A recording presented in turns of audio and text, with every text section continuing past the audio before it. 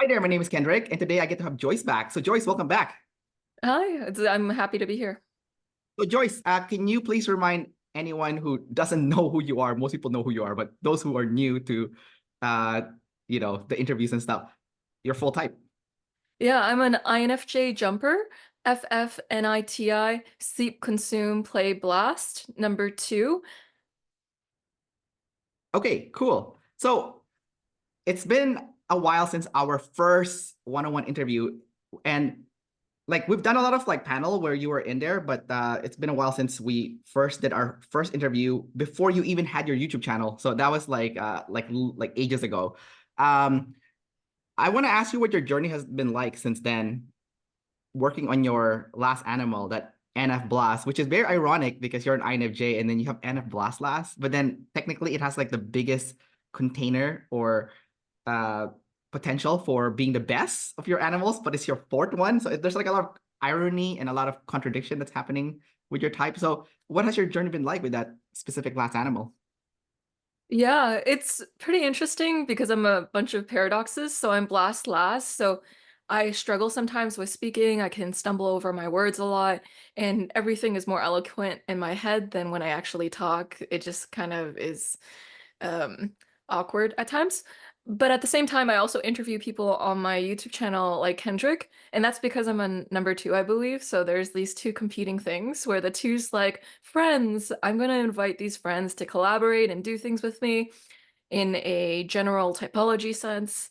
And at that same time, I'm working on my blast. So I'm doing things you wouldn't stereotypically associate with a blast last.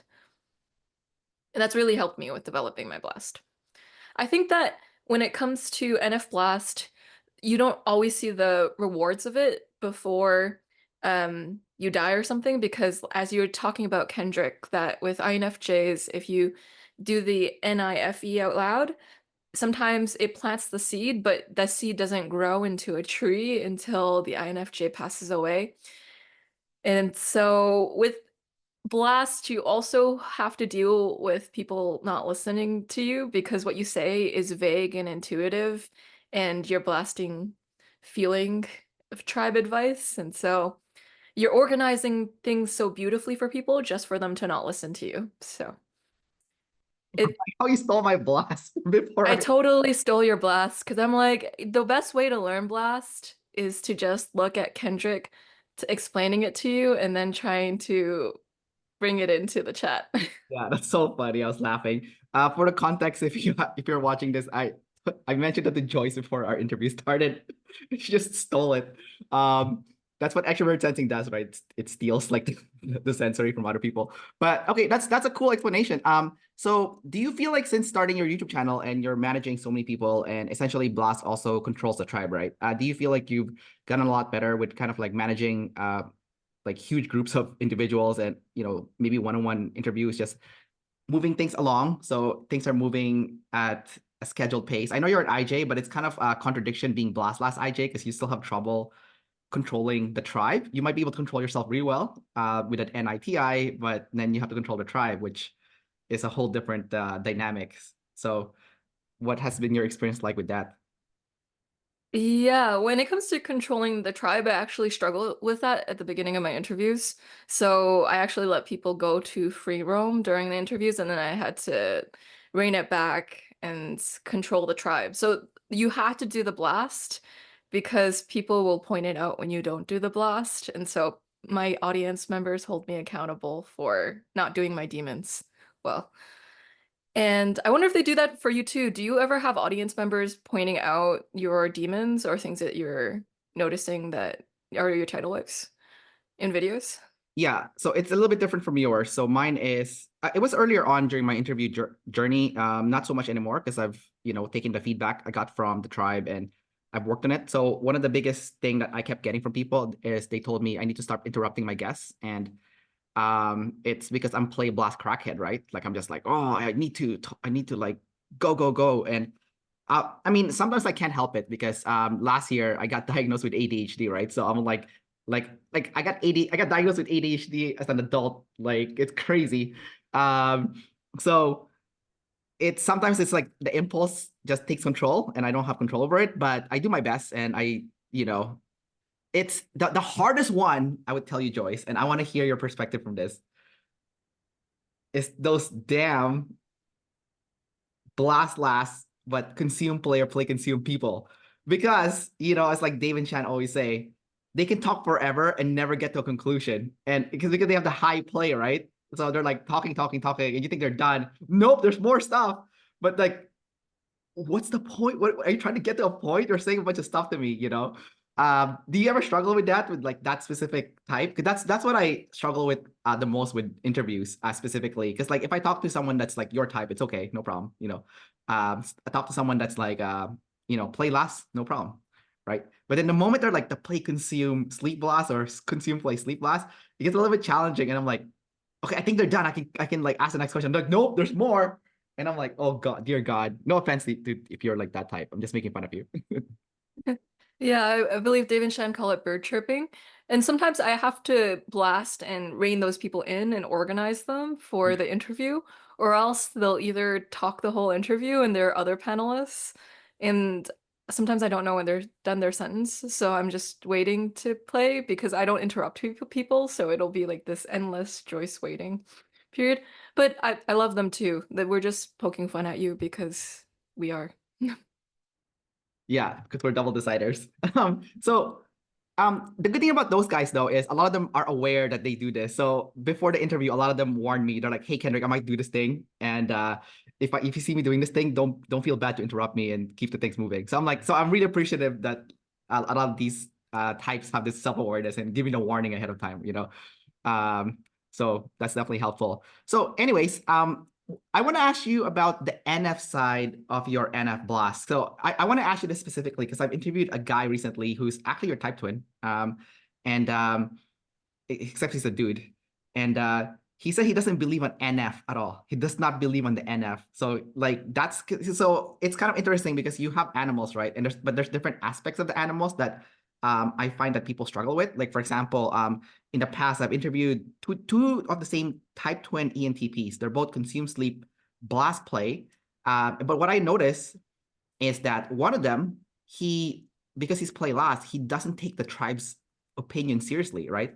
But then the other dude, who is also exactly the same type, he takes the tribe's opinion seriously, but he has trouble doing the back and forth interaction that the play, ping pong kind of interaction would be doing. Well, the other dude didn't have problem with that. So it's kind of interesting to see like how certain types will have like a different aspect of that specific last animal, a different problem with that last animal. So with that last dude that I interviewed, the same type twin as you, it's the NF side that he has trouble with, like the NF side of like the NF blast. So for you, I guess this is a two-part question. The first part is, do you believe in the NF? And then the second part is, which of that NF aspect would you have the most trouble with? And again, part of that includes the NF itself, the blast, getting started, and organizing your known information to communicate to the tribe. So many different aspects. Let's hear from your opinion. Yeah, I'm actually okay with the NF in a strange enough way. Uh I think that you can bring the NT to the NF, so you can find a way to make sense of it in a way. I think sometimes NFness, it would depend on how you define NFness. That's yeah. I think one of the things with Blast Last is you can also never feel like an expert too in a way. So it's like OPS NFness is might be different than general Myers-Briggs NFness. This is what happens when you're a number two and you generalize in all of these systems. I'm like, interesting. So with NFness, um, yeah, no, I can believe in like NFness. I just don't always, I communicate it in a more theoretical way, so more block banging, but I try to package it as NF. Oh, so you're not embodying the NF itself, you're explaining it, and theoretically what it is, but like the embodying of that NF hippie thing is still difficult. Am I getting you right? I think so, yeah. Okay. Like you've seen a lot of lead NF people, when they talk about energy and all that stuff, right? So when they say that stuff, do you resonate with it, or do you feel like that's a little bit too far out for me being like a lead NT person? Like, which camp are you in when it comes to this, or are you like kind of like 1 feet in a little bit in that and 1 feet out? Like, what's your perspective on that? I can mentally entertain it. Yeah. So I don't necessarily believe in it because I don't know yet. Like with certain claims, they can be like actually incorrect, Yeah. but it's kind of like, oh, they're telling me their perspective. So it's I accept it in friends, but I don't know if I decline the NF. So I'm a little bit more accepting of the NF, but it's also I'm a number two, so I care about the friends element of it and having that friendship. So I don't mind if the NFness is yeah, I don't think I reject it. I just think I'm not good at it. Like I over intellectualize the NF if I do the NF. Oh, Just I like what see. I'm doing right now. Okay, so it sounds like to me like you're respecting it for the sake of like tribe harmony and friendship, but like at like a deep level, you still don't quite like have the full grasp of it, just because it's so like kind of woo-woo and out there, and maybe you don't have enough evidence to prove otherwise that it's real or not, or perhaps it's maybe it's kind of like how someone that is agnostic would approach not agnostic would approach it, like agnostic people, they don't believe in organized religion, but they believe in a higher power kind of deal. So they're kind of like they kind of believe in like there's like a god maybe, or like some kind of like higher power, but not necessarily like, oh, I believe in like this specific religious organization. So you're kind of like there and you're like entertaining the idea, but you're not like quite all in there, but you're like observing it from like a distance, kind of like maybe there's something into it. It's like, would you say that's kind of like where you are with the NF stuff? Yeah, I think so. Okay, so you're not like a complete non-believer. That's from what I'm hearing. Uh, Yeah.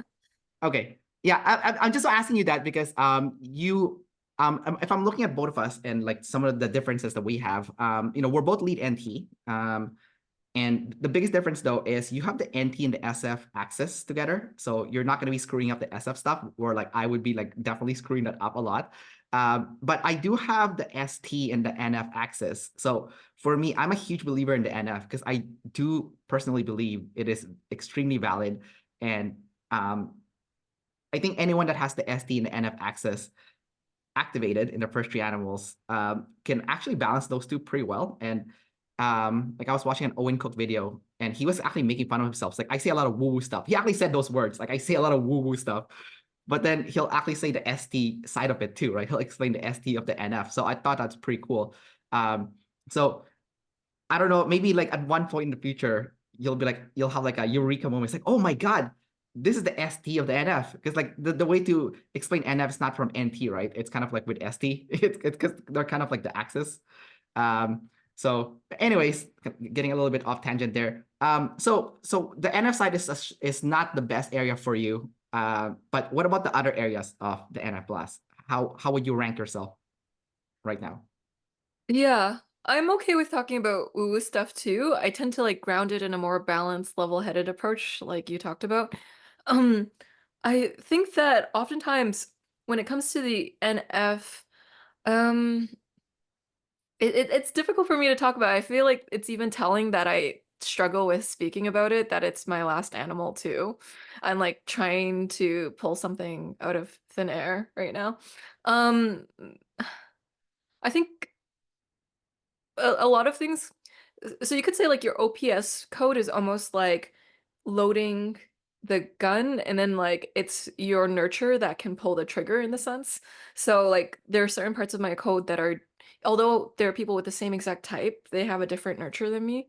So some people might be totally against NF with my code and then I'm neutral. Um, I think sometimes people can use it to see synchronicity when that doesn't exist. So like let's say I'm supposed to marry this person because I see 22 in the clouds and I see 22 on this license plate and when I open up the book I see 22 as in the passage. So that means he is the one. This is ordained by the gods. I am for them. And then I'd be like So wait, you don't actually like them, you're just going for it because the NF is showing you in different places that it's just meant to be. Then I would be skeptical. But otherwise, I do have NF-ness in certain areas too. I like that example. That's very ST of you to provide like an ST example. That was good. I give you props. Give you flowers for that. um, but I like the validity of that example too, because a lot of people who are like, let's say ST last double activate NF might do that example that you provided, which is kind of concerning, like you dated someone, not because you actually got to know them, but it was because the stars aligned essentially based on like all this like random signs that you've seen. um yeah, I actually want to mention that something real quick here, and I'm gonna kind of be making fun of my sister about this because my sister did this. So my sister was seeing this one guy, and like she was saying like, oh, our Myers-Briggs types are the opposite, meaning we're like aligned with each other, and like, and my sister is, I think she's an ENFJ, like blast, sleep, play, consume. She's consume last, so ST last, right? Um, and I think she's FM. She's very she sees the tribe as like a threat. She's very aggressive with people. And feminine TI, like she has identity issues on top of identity issues, being an EJ with feminine TI. So um so one time, me and my other sister, we were making fun of her, right? It's like, oh, so you like this guy? Can you tell us something about him? She doesn't know anything about him. I'm like, you've been seeing him for a year, you know nothing about him? And then like, do you know what he's into? Like, with his hobbies? And she's like, do you know like what job he has? He's like, oh, I'm like, what isn't this concerning? Like, you know what I mean? So I, based on your example, like my sister did that, being double activate NF, and I'm like, oh dear God, please don't date like this. At least get to know the other person really well and see if you guys like really click, and like yeah, so, so I just thought it was funny when you brought it up. Yeah, it is so true. So Yeah. Okay. What about organizing your known information and like explaining it to the tribe? How do you feel about that for you personally? Like, how would you rank yourself? yeah, I try to blast. I think sometimes um organizing the known information is that Blast Labs cannot always trust its ability to know a thing. Like Shannon, she typed me as Blast Last. One of the reasons why is because I can study something for a long time and not really fully feel like I know it, even though I do know it. Yes. So that's why it can be difficult to blast because it's like, I will always have a student's mindset. So beginner's mindset all the way. And so it's hard to seem like you are the expert telling other people a definitive one way. I do have that because I have Savior and I, so there is that like one cohesive vision, but I also feel like I'm always learning too, and it feels, yeah, that's life. Gotcha. That's interesting. Permanent student syndrome, eh? Like, Yeah. yeah, I've seen that definitely for sure for a lot of like the blast last people. I always tell them, I'm like, you guys know so much. What are you doing? Like, like say something to people. You know something, you know a lot. And then I guess like last animal insecurity always like kicks in, right? Which is annoying. Yeah. Yeah. But Uh, because I'm a number two, I'll do it anyway. I'll feel that student syndrome and I'll just talk because that two's got a two and put themselves out in an entrepreneurial set where they're just reaching for many things. Yeah, Yeah. yeah. Let's talk about that. Let's transition to a social type. So that's very interesting. So when we initially reached out to you, you thought you might have been a four. You weren't sure if you were two. I mean, even though you initially thought you were two, because of like what's the thing that you said about like specializing? Like you wanted to be like a therapist. And then I mentioned to him like, oh, I specialized in personal training for 10 years. Like you can, like just because you're a specific social type doesn't mean like life didn't throw you in like a certain path and then you end up there. And it doesn't feel natural, but you somehow did it. You know what I mean? Because like for me, I did the training thing for 10 years, and I like fitness as a category, but doing training people in the fitness realm for 10 years, I don't regret doing it. The fact that I got a chance to specialize on something, even though it's not what I really wanted to specialize in like long term, but like the knowledge I've gotten from it, like I have specialist level knowledge now in this field as a result by just by the fact that I needed something that would allow me to earn money while I'm trying to get my side hustles off the ground. That's pretty much why I did it. But yeah, so but then when I got a chance to work as a supervisor, doing like number two role, like managing people, like I did it in the Canadian federal election a few years ago. I had to manage like a staff of 15 people, and there's like thousands of people. There was chaos, like human chaos coming to the building for people to vote. It was during COVID too, so people had to wear a mask and stuff. So it's like chaos on top of chaos, right? Um, I've never felt more at ease when I was in that situation. Like, I guess being an EP number two, it was like, oh, chaos, but whatever. Like, I thrive in this environment. Oh, I have ADHD, even better. Like, I'm getting so much dopamine hits. I'm like, oh God, this is great, you know? And so it was like the first time, and that was before the social type thing came out. So when like David Chan brought the social type and he mentioned like all the stuff that, number twos do, I'm like, oh, no wonder. No wonder that felt like it was like perfect, because that's what number twos do. We manage people kind of like you when you're interviewing people, you're managing like a whole group of people. That's kind of like the normal thing for number twos to do, even though you're blast last, you're still able to do it. And then the entrepreneurial aspirations as well in the back end of things. So I want to start with that before I have follow-up questions with you, okay? Because David Chan did bring up some stuff with me about number twos, and I want to ask you about it. So when did you come to the conclusion that you feel like number two was the one that you fit in best of all the social types? Yeah, so it's a pretty funny journey. I think by being a general type, you accidentally end up specializing too.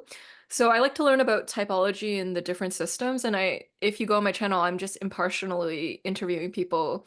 If I think they have good thoughts on type, I'll just interview them no matter what system they're from.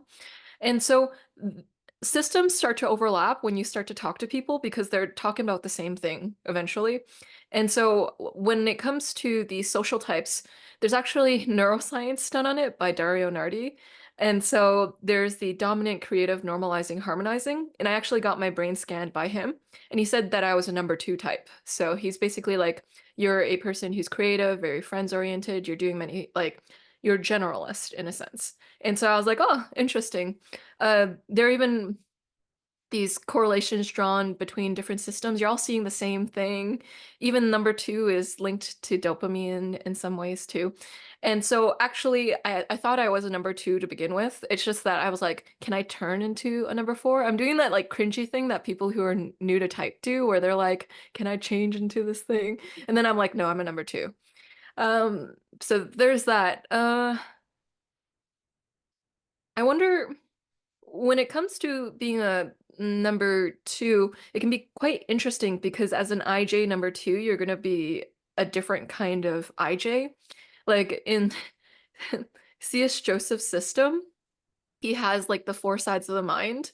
And I took his 4-question quiz and I came out as an INFJ, subconscious developed, I believe. And so that's like the number two version of INFJ in his system too. So it's just I've been denying my fate, and I really am a two. That's funny. Well, if you got scanned by Dario Nardi, that is even more legitimate than David Chan's typing, in my opinion. Because you actually got the sense, the ST given to you, right? From the brain scan. So one of the cross checks that Dave mentioned to me when I submitted my type to him to get my social type, because he was telling everyone I was a number four, and I was like, that does not resonate with me. And like, why isn't he telling me I'm a number four? Why is he telling other people I'm a number four? Why he didn't tell me? Like when I email him, he was telling me, oh, Kendrick, you're either a four or two, we're not sure. But then when he's telling other people, Kendrick's a four. I'm like, what's going on? Like, what's going on here? So I submit all, like, they changed their typing system now, which is pretty good. Like they still do the double blind stuff, but they have like a huge section now for what's the word I'm looking for here? Supporting documents. Okay. So I submitted so many supporting documents to kind of like, I told them, I'm like, if I'm a four, I'm cool with it. But like, I don't resonate with it. So submitted all these documents in. And then the things that Dave said to me personally that made me a two is like, one thing was I mentioned that I've been to over 100 countries. So they're like, so I said to Dave, I'm not missing flex. So he's like, Oh, right, you are flexing about your travel stuff, but it's not cringe flex, because like I have a third, right? So it's like you flex and you get out before it becomes like gross, right? And I'll ask you about that too, about your hobby flex essentially. And then the other thing was like, oh, your work above friends. You are sneaking away to do work, even though you're double activated play and you like people. You're sneaking away time away from people so you can focus on work. And you do have scams. That's what like number two scams, right? He's like, you do have scams in your channel. You have your like sales page and all that shit, right? So it's like, oh, you are number two. So I'm like, okay, great. I'm glad that they have the supporting document section now because like you can, show everything, right? So I want to bring it back to you then. Giving all this like little examples here. I think the entrepreneurial side is pretty obvious with you. Like you are running a business with your YouTube channel. You type people and stuff. A lot of people that you type also come to me afterwards. It's like, hey, Joyce, type me. I want to hear your perspective too. I'm like, okay. So, and then like, so that's one thing. I want to hear about that part first before we go to the other part. So, can you share a little bit about your entrepreneurial aspirations and like, work before friends kind of deal, even though high friends still? Yeah, it's pretty interesting. Um, yeah, there is this like I also travel to many different places too. This is me flexing. I do it for work retreats at times, like for personality hacker retreats and stuff like that. I do recognize that you specialize in OPS, and so my blast last is like go to Kendrick. He's more equipped in OPS if you want to understand your code there. And so, yeah, I guess the number two scams, they're like number twos like to start so many things that they like it looks like it's their next scam or stuff like that. Is that the premise of that? I guess just trying to check in. Yeah. I mean, like the biggest thing with number twos is you're not quite like a number one. Number ones have a lot of ulterior motives. So number twos also have a lot of ulterior motives. Like you're doing one thing, and for like the number fours, it comes across as like you're doing the friends thing, but there's actually something going on in the background they're not aware of that you're doing. Either it's like boosting the status of your channel or something else. So it's like a 2-for-1 kind of deal for you. You're not just doing the friends thing just for the sake of the friends thing. Of course, that's part of it, but that's not the only thing. Like it's still work above friends, and your channel still comes before the friends thing. It sounds horrible maybe to some people. A lot of twos are guilty of this. Joyce is starting to like get a little bit like shaky. I'm just kidding, but like it's like, oh no, we're don't tell them, Kendrick, about what we're doing. Like what the number twos are doing. But like so there's like that thing that's happening where it is work above friends. Like you are doing something for the sake of the entrepreneurial aspirations before the friendship. Uh, but the friendship is still important. You're not gonna compromise the friendship. Like number ones would compromise the friendship. As a two, you put a boundary where like, yes, I could make more money if I do this, but I'm gonna burn some bridges with some certain people, and I'm not willing to cross that bridge. I'm not gonna do that. I'm not willing to burn bridges. The friendship is important to me, so I'll still try to build the business, and generate revenue and income, but I'm not willing to burn bridges with people. You know what I mean? Yeah, that makes sense. That would be in line with I'm writing books with people of each of the 16 types, and it's a effort to have friend time but also do work. So one of the best ways to become my friend is actually to mix work with play. It's like, oh, you're gonna also further this work endeavor through our friendship, then it's like, yeah, let's do it. So like creating courses with friends or creating a meetup group in real life with a friend. So there is that working and playing. And so in a way like that friending has a work element to it because you like to have some sort of like forward momentum because you don't want to stay stagnant. And so it's almost like I have the drive of a number one, but I have the friend attitude of the four. And so you're like this weird Frankenstein of that. Like I've been very ambitious in certain ways, but also very not ambitious. It's like this paradox where I was in this business program with a bunch of ones and then I was like, I totally don't fit in here. These people are so cutthroat. But I also I'm not fully stagnant like a four who's just friending for friend's sake. And like fours are usually they can be in the present moment in with their friends and not think about the future. Whereas I'm with my friends, but I'm thinking about the future of our friendship. And so there is some sort of direction, this vision, and it helps enhance something.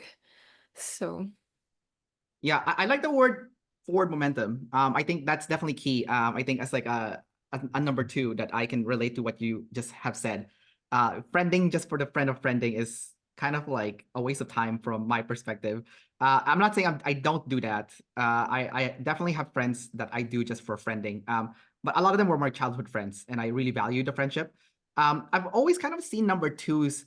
It's like a very weird thing because the way you describe your friending and working with people, it's almost like very TE like, right? Because you're yeah. working, you're doing the TE together, but it's also like FE because you're friending. So I've always kind of seen like number twos, they can both do the TE and the FE, like both. It's ridiculous. Like another thing that I've also realized is it's number twos kind of feel like TIFE access because it's like you do the work comes first, TI, and then the FE, like Tribe Jubilee, like, hey, let's party, let's have fun after we finish the work, kind of deal. Do you resonate with that kind of sentiment? Yeah, absolutely. Totally. That makes sense. Yeah. And it's Mhm. weird because I have TEFI and you would think, oh, you're not gonna be doing that TIFE thing. I'm like, oh, I totally do that. Like I love celebrating with people after the work is done. I like to do that FE stuff, right? So Mhm. so it's not so black and white where it's like, oh, the FI people don't want to FE. I'm like, no, we actually like to FE, but the work has to be finished first, like kind of deal. Yeah. Yeah. Yeah. It like other people's feelings, they are something that's super important and makes decisions with for sure. Yeah. So there was some other thing about that something that you said earlier that I want to touch on. So you said that you're pretty driven, despite that you're a number two. You're not quite like a number one driven person, but you're not quite, Totally not. but you're No. not a number four either. Like it's still Yeah. higher than theirs. And Dave himself, he recognized that in himself also being like a number two IJ like you, right? He's like, Mhm. you know, he does see himself being more driven than the average number two, just because he's, I think, lead sleep, and sleep activates number one. So you have a lot of more number one energy than I would have because I'm sleep last, right? So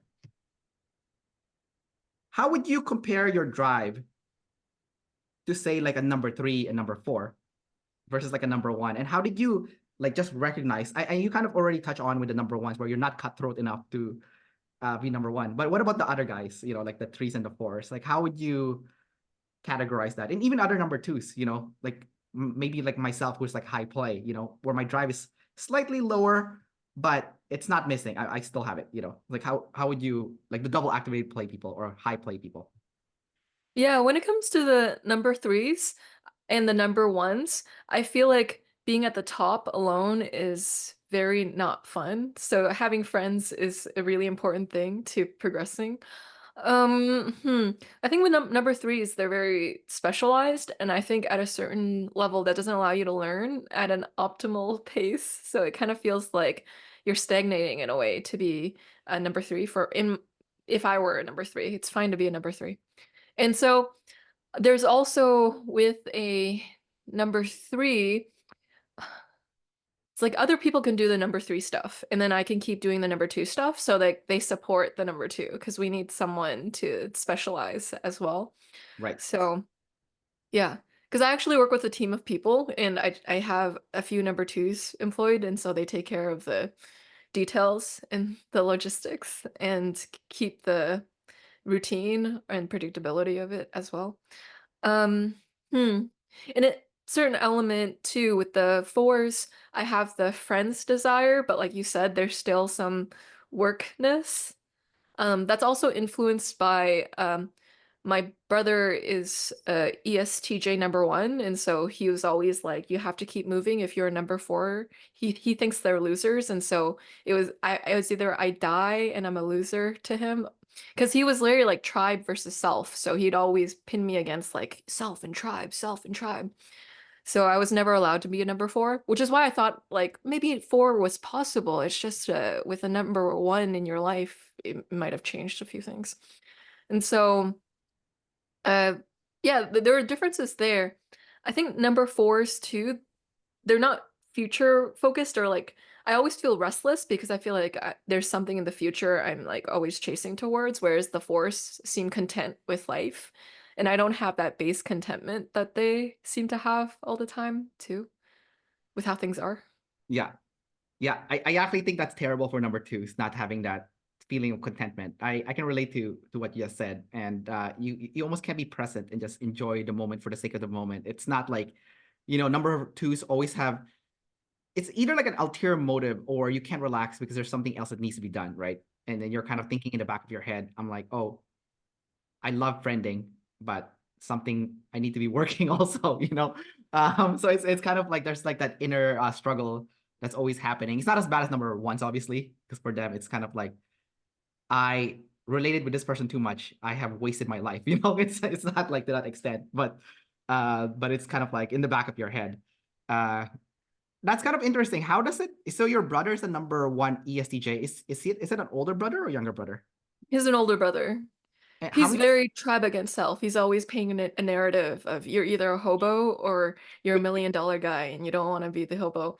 So That's so I'm funny. I'm afraid of being a number one because I feel like number ones are the type that they will retire and they'll have no friends and they don't have their job anymore too because they're retired. And then what do they aim for as a number one? How do you be cutthroat outside of like not having a job anymore? So I think the great thing about being a generalist is that if one of the things don't work out, you still have other things to fall back on. It's kind of like how people describe stocks. Like they're like, don't invest into one stock completely, or you will lose your money. If you invest into many, then you'll be more okay if something hard hits. So I feel like number twos, they're safe from the specialization of the one in three. So Oh, I see. You mean we are more diversified as a yeah. result, and Mhm. we're not putting everything in one basket. So Yeah. chance of something bad happening is less. It's kind of good to be a number two IJ because you're afraid of chaos and you're kind of chaos proofing yourself. Uh, Exactly. yeah, You totally understood the point I was going for, yeah. right. Yeah. If you're a number three IJ, oh my God, that's kind of scary in a way because like you need a lot of luck on your side. Ultimately, because if you're not lucky, you could be going over a cliff, right? And then you're like, how would you recover from that, right? Like you've spent all your energy and time into this one field only to find out it's obsolete. And then what are you gonna do, right? You're gonna short circuit, right? And a lot of them probably cause self-harm, get into substance abuse or even worse, right? So for sure. I want to ask, so there's something that you said earlier that which great, I lost the train of thought. I'll ask you something else. Sorry. So I want to ask you then about your activation of your social type. So I don't know if you've ever heard of this yet. So correct. Feel free to stop me if you've heard of it already. Um, so as a number two, in the animals, how it's correlated. The consume activates number two, sleep activates number one, blast activates number three, and play activates number four. So based on your animal stack being sleep first, you're actually activating your number one first, and then you're activating number two second, and then you're activating number four third, and then you're activating number um, social type three last because you're blast last. So knowing all this, you have a slight cognitive dissonance as a result. Not a big one because so your consume is aligned with the stack of the number two because you're activating the two already in a savior state, but your friend coin is in a demon state because you're play third, even though you are savior friends, right? And then your sleep is activating your flex a lot because it's your first animal. Um, how do you feel about that? Like having like your flex activated quite high, despite the fact that you prefer friends over the flex, as a number two. Yeah. So there is a little bit of that drivenness. I don't know how much of it has to do with being Chinese, Asian, and you also have that pressure to be number one-ish, or it activates first in a way. Yeah. Um, I think that having activated number one, like with flexing, I can also be I'm trying to figure it out. Now my blast last is trying to explain something and I'm stumbling over my words. Take your time. Take your time. Mm, yeah. Hmm. I think that sleepness, it makes you have a certain level of clarity or direction because you've digested all the information. And so it's quite easy to have that one in mind, perhaps, because you're calm enough to access that. And then like the consume is that chaotic taking in information. And so it brings out that number two as well. So I think, so strangely enough, I lead with sleep consume, but there's a little bit of like a pseudo extroverted energy that the one and two have that can be in a sleep consume. So although they're obvious introverts because they lead with both sleep consume, in the same way, they also seem like they live the social life of an extrovert with the one and two that activate first. And so in a way, it's like, oh, you talk to so many people, but you're so obviously introverted. It's so weird. Yeah, I think the activation is more from like a conceptual standpoint, because if you look at it, right, like for example, if you look at the number one, a straight flush number one would be a sleep consume blast play, right? And basically like how I see it is the sleep is like internally flexing, or like you're saying like I am the best, right? And then the consume is external self-awareness. So other people has to see me as the best kind of deal. Like I need Mm. to have that presentation that I'm high status and I'm the best, right? So it's introverted from that perspective, but then they also want to extrovert because they want to be seen among their peers as someone that stands out and is special and is unique, right? Um, so I do see it from that perspective. The extrovert. Mm. Yeah, that makes a lot of sense. So there is a little bit of I'm the best or I want you to see me as the best. So self-validation and others validation too. Um, hmm. Maybe that's why I flex my credentials at times too. Could be. And maybe that's sometimes why I love compliments because I like the others validation of the consume. So Like your credentials for like being like a Myers-Briggs practitioner and all that uh, stuff. and PhD in psychology, that kind of You stuff. have a PhD in psychology? Almost. Yeah. Oh, wow, congratulations. That's awesome. Oh, Yeah, thanks. yeah, that's definitely a high flex thing right there. Mm, Yeah, that's super cool. Um, and then you're gonna be a clinical psychologist soon. So that's yeah. pretty cool. Although that might get in the way of your business because you're not allowed to like coach people, online, right? With when you get your clinical psychologist thing. I Oh, because I have a really? I didn't know that. Oh my. yeah, I have a client at 'cause I work in fitness, and well, I don't work right now in fitness, but I'm a digital nomad right now. But like before I left Canada to be a digital nomad, I have a client who has a PhD in psychology. He's a clinical psychologist also. He's one of my favorite clients. He's literally my opposite. He's like an INTJ jumper, like NIFI, sleep, consume, blast play, double feminine. I think he's a social type number two. He can't stop working. He just can't stop working. He's like, I can't relax. I need to work, and he's playing last for God's sake. He's like, I have to work. I have to work, Um, and and then I asked him about like, hey, dude, why don't you do like online coaching and stuff? Because like he's like not allowed. That goes against the Canadian like there's some rules with like you're only allowed to practice your thing in your own province. So for you in Ontario, like that's it. You can only even do the psychology thing. You can like if you have a patient, you can only do it in your province. You can't do it outside of like in your case Ontario. For him it's BC, right? And then if you start coaching people like that, then you could your PhD could get your license to be a psychologist you can be in trouble. So so just giving you that little info there. Hopefully that doesn't affect your Oh, on. that's good to know. Yeah, because I wanted to do it to chaos proof my life, but it might actually bring more chaos in a way. I think that, yeah, I'm gonna sleep consume on that and see if I can get the info to see what are the boundaries. Because I'm also like a number two, so I'm thinking about like, are there exceptions to that rule too? Like, is it a hard set rule? I'm trying to understand that. I'm pretty sure there's a loophole somewhere, so you just have to find the loophole. Yeah. So But I'm gonna practice ethically, guys. So I'm just letting you guys know. So Ontario people.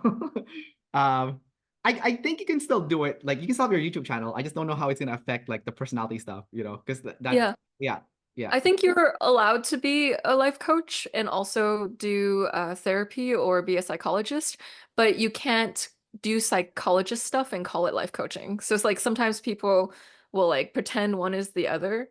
That's where the trouble comes in. Anyways, sorry, I didn't mean to get into this whole debacle here. No, no, no, no, it's fine. It's fine. I'm totally cool with channel changing as an EP. But so but the dude, my client said you can't do that. So I'm just giving you a heads up. Like, because What? I asked him about that. It's like, why can't you be a life coach? Because I asked him that question. I was curious.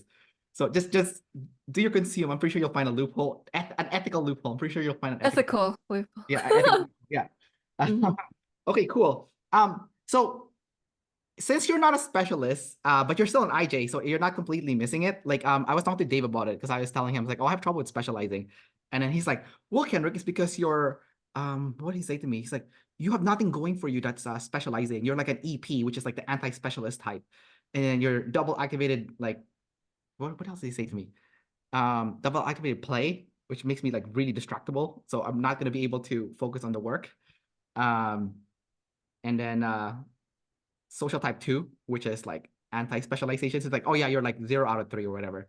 I don't think I am because I have Savior Blast, so I can do I can do some specializing as a result. But I don't want to do it, but it's there, like it's activating. So in your case, you're kind of like in a similar boat as me in the sense where like you are an IJ, so you can specialize because of that. But then the rest of your animals kind of like is against you. So how do you feel about like that internal struggle? You know? Yeah. A part of my mind is still on the other topic where it's like I had an eye vision for how I was going to become a clinical psychologist, and I'm like, I have to rewrite that vision. Oh my. Um, I find that when it comes to being a number two IJ, I'm both a generalist and a specialist. So I can go very general within the same field. So personality psychology and mental models. So I'll always be talking about these topics, but I might be more broad in how I approach it than a typical IJ would be, just committing themselves to one thing their whole life. Another thing that I'm noticing with you, maybe this is like a broader specialization that I'm seeing with you, is I noticed that you're 100% going all in the science with typology. The fact that you went to formal education to get your PhD in psychology, you're involving yourself with, you know, brain scans with Dario Nardi, interviewing experts in this field. You are buddies with pretty much all like the popular people within the space. You're very much involved with Personality Hacker. You're pals with Dave and Shan. And then even like the other smaller YouTubers like myself and Benjamin. You're good terms with like all these guys, right? So you're like kind of like dipping your toes in all these places. But what I've seen from your channel is I do notice that you have a slight, maybe not slight, like maybe like a slight, not slight, but like more emphasis on Personality Hacker. That seems to be your main camp. Would you say that's right? That's true, but I would say that my actual camp is I look at all different camps and I just see what my TI thinks is true. So Okay. it's almost like I have this framework and I'm like validating information, seeing I I think this part makes sense, I think this part makes sense, and then I'm incorporating it in. So it's almost like a one type. Like I take from different places and I take the best from certain areas and Yeah. then I see what's similar about the systems. So as a generalist, seeing all these different typology systems, what did you see that was kind of like complementary that all of them kind of were seeing that is pretty much true all across the board? And then what did you personally see that is kind of like they're not in alignment with, like with this other system, and we'll keep it as objective as possible. So we're not trying to attack anyone here. We're going to be just from your objective observation. Yeah, so many personality systems have subtype systems, like for objective personality, it's jumper or standard. And a lot of personality type systems they separate things into models of four, which objective personality does a lot too. There is that as well. SF, ST, NF, NT are used across a lot of personality type systems. And these social types, the different systems actually have different names Really? for it. Yeah. Oh, So socionics actually came up with it a long, long time ago too. So you guys are seeing the same thing, but you guys don't know each other, which is even more credible. It's like double blind among different theories too. yeah. So dominant, creative, normalizing, harmonizing. It's almost one to one with the social types in a way. So because you're in the Myers-Briggs space, I want to ask you about this other one here. So in Myers-Briggs land, there is instead of ST and what's the other one? ST and SF, is it? They have SP and SJ. Do you know what I'm talking about? Yeah, the Kiersey temperaments. Yeah, exactly. So it's like, where are you in that camp? Like the SJ SP camp, Because like that's like kind of different from the ST SF, right? Yeah. So Kiersey's funny because he separated the types into a weird fashion. So the SPs, they just symbolize SE as a function. And Yeah, then the SJs just symbolize SI as a function, and that's it. And the NFs get two functions or four functions, like NE, NI, FE, FI. yeah. And then the NTs get all the NT functions. So it's unfair and asymmetrical. But the reason why he did that is he thought that types were more behaviorally different this way. So he's like, to him, it made sense. And Kiersey's TI, which is he didn't believe in the cognitive functions when they made up temperament theory. So that's pretty funny. So I'm neutral to it. Like, I think it's a pretty cool differentiation. It has its limitations. So I think what also makes me a number two is I think when I stick with something too long, I tend to see its limitations, and then I want to go to another thing to see Right. where its limitations are, and then it creates this. How do we create something with the least amount of limitations possible? Like a type theory that can cover all bases. I think one thing I'm seeing with number two is based on something that you described about yourself earlier on when I asked you about being a social type number two is um the limitations of just learning or focusing on just one area, diversification. And the way I see it is when you're learning something new, your growth is extremely fast. Like you can get to 80% really quickly, right? Where else like the last 20% is extremely slow, Like you're almost scratching and clawing for every 1% of certain expertise that you're building. Do you agree with that sentiment? Yeah, I absolutely agree. Right. So in a sense, like for you then, you have like 80% knowledge in a whole bunch of different stuff, but you haven't taken the time to maybe with personality hacker, because that's kind of like, slight slight affinity with that. You're maybe like you've scratched and clawed a little bit more than the 80%. Is that something that you kind of agree with? Yeah, I would agree with that too. It's the skill of cross-pollination that number twos tend to have. So you learn something from one field and this field and this field, and Yeah, you find a way to take the wisdom from different fields. So I think number twos, they can excel at something called the blue ocean strategy. yeah, So it's like everyone is in the ocean with sharks and the water's red because everyone's feeding off of the same thing. Whereas the number two is going in uncharted land in certain places. So they have the blue ocean of like there's that fish all to yourself, and you're like this animal that is able to not compete with other animals because you're cross-pollinating and diversifying yourself. Even as like an IJ with such a clear, singular, cohesive vision, yeah, you still see the value of if you combine multiple things, you'll be the expert at the unique combination that you do, right. rather than trying to rather than trying to be the prettiest or the best in a certain area, like actually doing many things, you will be the best at those many things because no one does the things that you do. So in a way, it's chaos proofing. So like someone can chaos one thing or chaos the other thing, but you'll still be safe in like a certain area. Yeah, I heard Tim Ferriss talk about this. Is that where you got it from? Like, like picking two things to master? Like two I different. think a lot of business people talk about it. Like Matthew Hussey, he's INFJ, Yeah. and OPS. He talks about something similar too. I think the thing with like theories is eventually everyone starts talking about similar things too. Just like with typology, people start Yeah. to arrive at the similar conclusions. I So like I like how in OPS they said that, you know, once in a while you come across with like a pure blood of like that specific type, and like Matthew Hussey, like everyone thought he was an INFJ before OPS or other personality typing system. And even with OPS, he's still an INFJ, you know. So it's like, you know, yeah, it's like there's like this like the pure blood people who are like, yeah, oh, they typically fit within like the framework of all the systems. Uh yeah, um and then the other thing I wanted to bring up too is when you were talking about the blue ocean strategy, because I read that book and I was like, I'm gonna rant a little bit here. I'm like, oh my God, I hate NISE books. No offense.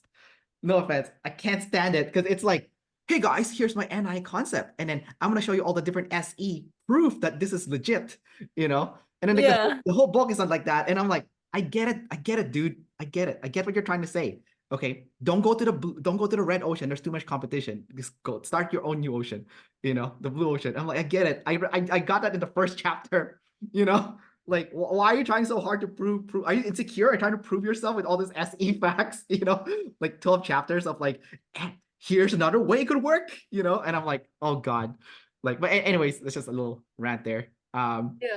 Totally true. Your FI has to show how it feels about something. It's like, this is my feelings. There is like with Matthew Hussey, he is the person, a celebrity I relate the most to, even though I'm blast last and he's blast first. Like without type, I watch his videos and I'm like, this guy thinks exactly like me. And I'm like, ooh, he's and I know he's not my type twin at all, and like we're very different kinds of INFJ, but there's still some sort of like brain sync. Like all the concepts that he talks about and the way that he approaches like his process of articulating it is exactly like me, except I'm blast last and I stumble on my points of conveying it. Yeah, So in a way, like I that's why I'm like sometimes I can do the NF because I can do the NF like Matthew Hussey does the NF, but I don't do like the NF like an ENFP NEFI standard would do the NF. So he's sleep blast, right? Is blast play consume sleep? Matthew Hussey. I think so. Yeah. Yeah. Okay. And then when you interviewed Frank James, did you also relate with him a lot? Because like you guys are both double feminine and whatnot, or did you see like a big difference? I think there's a difference just because it could be a nurture aspect because Matthew Hussey is almost like a businessy NFJ. So he is a very classic NFJ, but he has more of a formality to his presentation. Um, and I more have a Matthew Hussey kind of background than a Frank James. I'm not that funny, I guess. Like Frank James is too funny. Oh, it's because of his I guess you could say that's his background studying theater, you know. Yeah, exactly. Yeah, yeah, because he's a performer essentially, right? So uh Hmm. that essentially that background that he incorporated into his thing. I do think he's a number two though, like Frank James when I spoke to him a few months ago. Because I was like, dude, you have a second channel. Like you didn't want to specialize with your one channel. He has like a second one, you know. And Hmm. he wants to do he keeps wanting to do like something different. And he's played last, but he seems super friendly, like you know, like high friends. And he has like all these entrepreneur friends, right? So I don't know. It's just like an observation I made when I was talking to him. So um anyways, so Joyce, I asked most of the questions already. I can't think of any other questions that I missed. Do you have something that you feel like we didn't cover today that you want to address um, about yourself or typology that has not been addressed? Yeah. Very I'm thinking. I think yeah, it's type is super transformative, so I highly recommend it to everyone. I think that um it's wonderful and um yeah, I think that with type people can use it intellectually a lot, and that's an amazing like intuitives or just all people love the nerdiness aspect of learning about these different functions or all of these theoretical elements of it. Um I think that I've been moving into a chapter of my life where I also want to get better at applying type. And so, like, how can I help people live up to their potential through understanding type? Or trying to figure out how people can be the best version of themselves with personality theory. Because I want to be able to. I think this is the extroverted feeling, wanting to make type accessible, and so a part of my number two has been exploring ways that I can do that. And so I actually, just like the OPS community, they're creating this quiz for OPS types and trying to help create like the 16 personalities of OPS. Like, how do you make it as fun as 16 personalities, but still be true to OPS and have all of the right elements? Like, I've Yeah. been trying to like figure out like FE ways of understanding how other people are feeling and how to like incorporate type more in like the tribe's feelings. So it's like, how do I make it user friendly, accessible, so people have a feel good about it and have a good time with it? So it's kind of like, I wonder how we can make type more loved by the tribe is essentially what I'm looking into. And I think it's a lot of places in type are trying to do that too. Because there's so much beautiful gold in this, and there's so much amazingness on Kendrick's channel, and there's so much in other places of type 2 that I think that if more people knew about it, the world would be a different place. So this is my STing the NF in a Oh, I way. see. Yeah. Yeah. I think Austin, do you know Austin Aller, right? So Yeah, it was the test I was talking about. So like he created the OPS quiz. The oh yeah, he's trying to make it fun. So he did it like in a more like digestible way because OPS is kind of like, in my opinion, way too technical and way too niche. Yeah, I Uh, agree. that's like the biggest problem with it. That's why in my channel I'm doing shorts now too, right? Because I'm trying to tap into like the non-OPS people because I'm like, oh, my channel's not gonna grow if I just do OPS, right? Yeah. So yeah, I've been doing shorts with that. So like for me personally, I just want to share this with you because I think this one's a little bit more personal from my end, and maybe you can learn something from this. So I'm a tribe above self ENFP, which is freaking weird, right? And I'm like sleep last. So I'm in Poland, and I remember I went for a walk, and I was like thinking about being like a tribe above self EP, and like that voice in my head that's saying like you're not allowed, not allowed, you're not allowed to do that without tribe permission, and I'm like, what is going on with this not allowed thing? Like, why is he telling me this? It's so annoying, I don't want to listen to this annoying thing, but I just can't. There's like almost like a shackles. I could eventually, I could break out of it, but I think I would waste a whole day's worth of willpower just to do something without tribe permission. Um, so I was like walking and I was thinking about it in my head, and I was like, okay, if we go back to caveman days, like, what was the purpose of being tribe of self? Well, like when I thought about it, I was like, well, you get acceptance by the tribe, and then when you get acceptance, you're not gonna get kicked out, and when you're not kicked out, you're not gonna die. So basically, everything revolves around survival. Okay, that's kind of like the conclusion I came up with. So, and it's an ironic thing because every single type has their own version of survival, and it's all like subjective. Where like if you're a self-about tribe person, survival to you is getting my own piece of the pie first, because if I don't, someone else is gonna get it, and I'm gonna die. And then for the tribe of self people, it's like if I don't play nice with the tribe and I don't go along with their agenda, I'm gonna die. I'm gonna get kicked out. I'm gonna die. So everything is like survival, pretty much. But then, like, I thought about it deeper, and I'm like, but that doesn't apply in today's society anymore. Like you know, like in the caveman days, like if you get kicked out of your tribe, you're dead. Like some wild animal's gonna kill you. Another rival tribe is gonna kill you, or Mother Nature is gonna kill you. Like you're gonna get poisoned by the water or something, like your starvation, right? So, but like we're not in that world anymore. Like if you get kicked out of a tribe, it's easy to join another tribe. It's like super easy, especially if you're high friends, you know. Um, so I'm like, okay, so that doesn't matter anymore. And then like, when it comes to like getting the resource for yourself first, there's so much resources, like it's almost like infinite. Like you don't have to do that anymore. So if you're like self-above tribe, you don't have to get the resource yourself, really. Even if you give away some resource first, it doesn't matter. There's so many resources, like abundance mindset, right? Like NF. So I'm like, so like modern times does not apply to our type, our genetic code for our type. It doesn't apply anymore. but it doesn't matter because that hardwiring is still there. So I want to hear from your perspective. This is just for me personally. Like this is my thought process. How do you see like yourself, being self above tribe?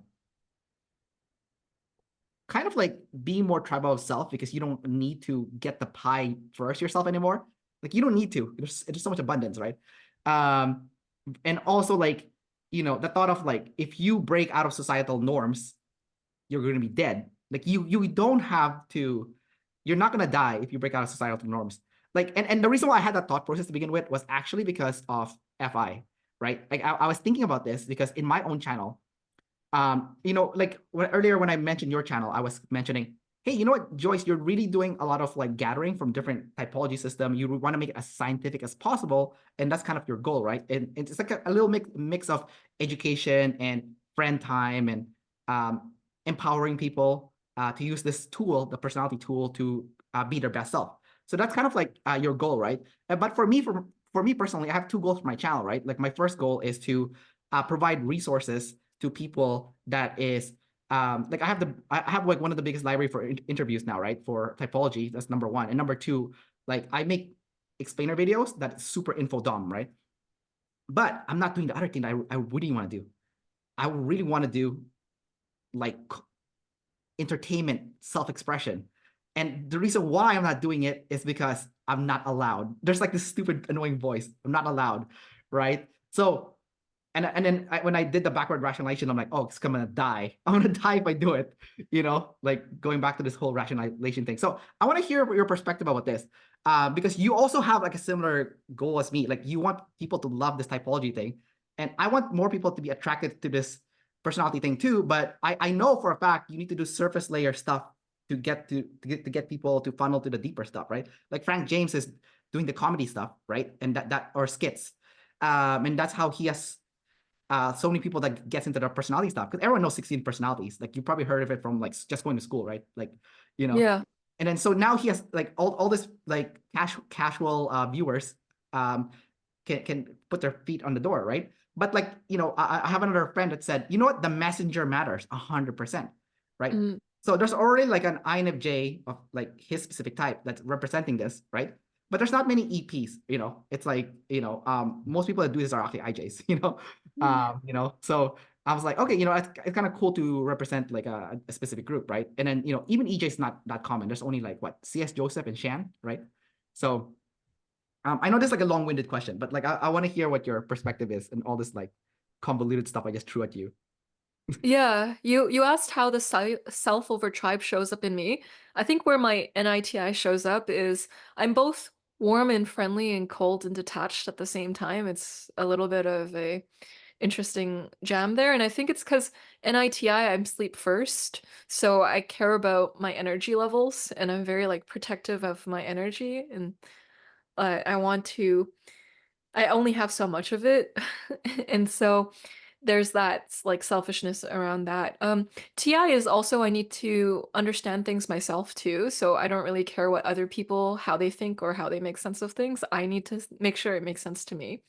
So like that's why I go to different type theories and I don't fully believe in it. I need to vet it myself to then see how it makes sense just for me.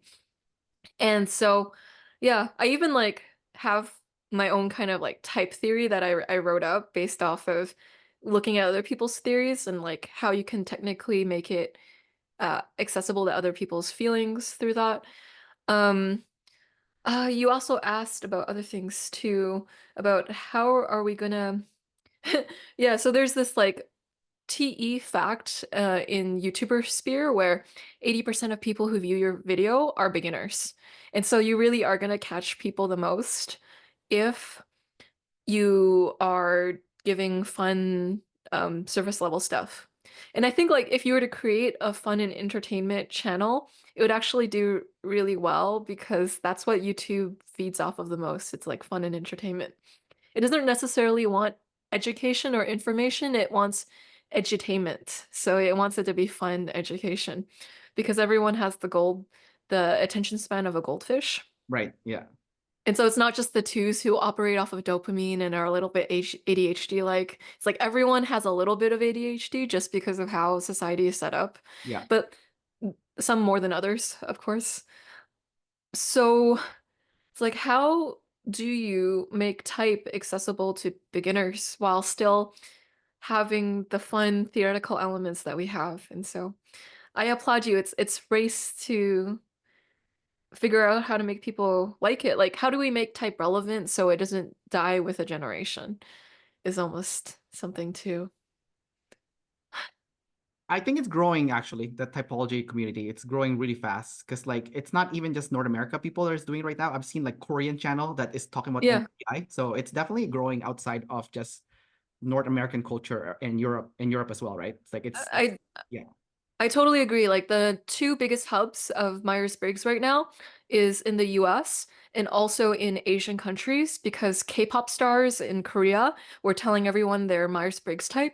There's Yeah. even a song called ISTJ online if you search it up by Okay. Korean stars. I'll watch And it. so it's super popular to the point where I'm learning Cantonese and Mandarin because I'm having clients who only speak Chinese who are booking sessions with me. They don't even speak English. And so they find my channel because there's someone translating my videos into Chinese and then posting it on Chinese websites.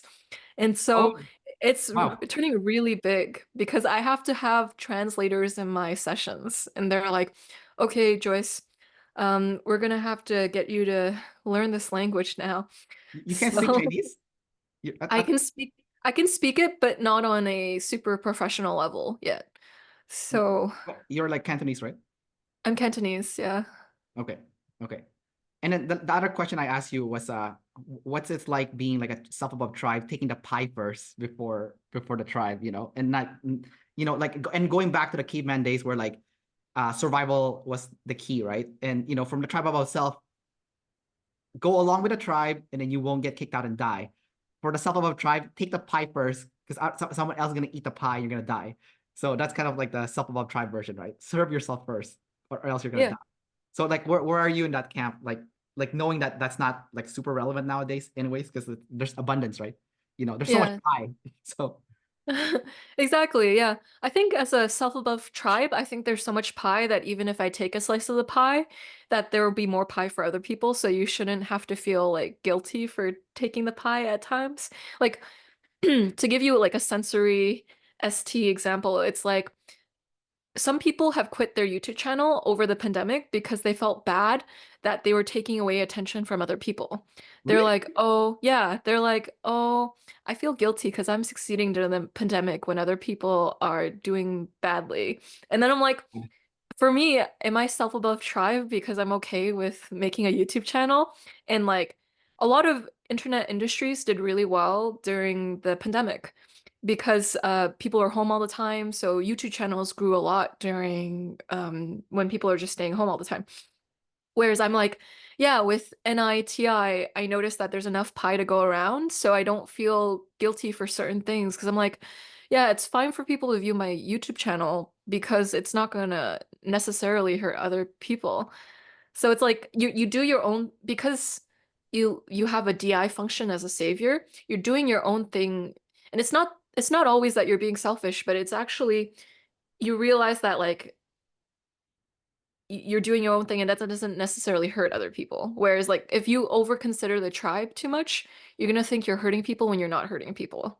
So it creates this like I don't even know if that makes sense, but I hope that that no, it translates. makes sense. But I want to go deeper into this because I want to hear like a more ST ST clear explanation. I'm not saying you're not ST clear, but even more ST clear. So, as a self-above tribe person, yes, you're thinking about abundance, which is great. Like even for me, I never had any guilt like having my channel because as an EP, I'm like, oh, there's so much.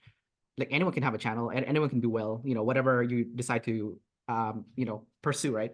So it's like I have a friend who's an ISFJ. He's always like telling me, he's like, oh, you can't be too selfish. He's like a SIFE, right? And I'm like, dude, there's so much channel. Who cares? Like, it doesn't matter. And everyone can have a pie, right? But like the other thing is like, the tribal of self people have like a voice that saying that you're not allowed, right? Or you can't do it, right? It's even worse for the single single decider, sorry, right? Because I'm still double decider, so a lot of double deciders can still kind of like just push through it. There's inertia that we have to deal with, which is annoying and it's inefficient and draining energy wise, but we can do it. We can double decide, right? But for you, you don't have that breaks, right? So like, or maybe do you have that break? So like how does your mind process this? Where like I want to do this, but then you're still a double decider. So then you there's like still a part of you that considers a tribe, but you're thinking about yourself first. So like, how does the thought process go from like, this is what I want, this is what I want to do, to actually doing it? And like, what's like the tribe stuff happening in between, you know? Yeah, it's more of a observer freakouts that can make or break it in a way. It's Honestly. like if a certain technology doesn't work, it's like ah like I was using some editing softwares like Descript and other things, and I actually stopped posting videos around that time because I started to have observer freakouts and I was like, why is this technology not working? Whereas I think people don't really prevent me from doing my channel. Like I can see, yeah, they're awesome in this way and they suck in this way. They're awesome in that way, and then I can go between that. Um, yeah. So I think, Okay, hold on. One sec, sorry. How do yeah. you go about choosing what content to put out? Oh yeah, that's true. How do I choose what content goes out? Yeah, like, do you consider what the tribe wants, or is it what you want, or is it like a mix, or like, or do you do like a little bit of both, where like this is just purely for the tribe, this is purely for me? Or like, how do you determine what to put out? I guess it's both. I go between tribe and self a lot, actually. So sometimes I'll do series because I actually feel more inspired to edit certain videos. So I'm like, I'm gonna do this series because there are it cohesively lines up with a few other series that I'm or another the series that I'm doing. Like you'll see that I actually complete series. So I'm this interesting blast last that usually like they're known for and number two, that's known for starting things, but maybe not always finishing them. But I actually finish things a lot of the time as an IJ. So I see a clear vision of it with masculine NI, and I actually do it to completion. So there's a little bit of the NI wanting to organize it, so it's like cohesive. Like my channel's pretty organized in a sense. It's not all over the place, scattershot.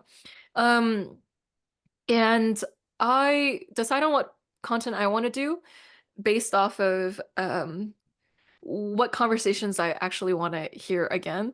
So sometimes if I'm looking to, I'm like, oh, that conversation was particularly insightful. There's a self-above tribe that wants to like TI learn more for my TI framework Right. by taking in certain conversations. But sometimes I'll want to put out a video too, just because I understand how someone else might be feeling and they might want the video out sooner. So it's like just balancing those in a calm way. Have you ever put out a content just for the sake of SF? Just like, just for fun? Like, it's just fun. There's no there's no NT or ST involved. You know, it's just purely for fun. No, I don't think so. Okay, But I might have tried to make clickbait material for some point, but I've never done SF for the sake of SF. I see. So it's not like kind of like what Frank James doing. He's like doing like a lot of SF content. Yeah. Yeah, yeah. Hmm. Gotcha. Okay. No, I was just curious if you entertained that idea. And it's not something that you're like avoiding, or it's just something that you don't feel like it's a good match for your channel, or what's your thought process on like just the pure SF content, you know, or maybe you don't think you're entertaining enough. I don't know. Like, I don't think I'm SF enough to do it. really? Yeah. You think you have the charisma to like do the I don't think I have the charisma as a mope to be entertaining yet. This is probably a mental wall or ceiling that I'm hitting to. Oh, I see. So this could be like a potential for growth. You can like do like a shorts, like there's oh my God, you can come up with so many like funny mope skits, you know? You know, because like it I can already see it. It's like this person is talking to me, and you're like, you know, like just like a stone face, you know, like oh my God, it'd be so funny, you know, typical day of a mope, you know, like it's just like oh my God. But anyways, I kind of like challenging here a little bit.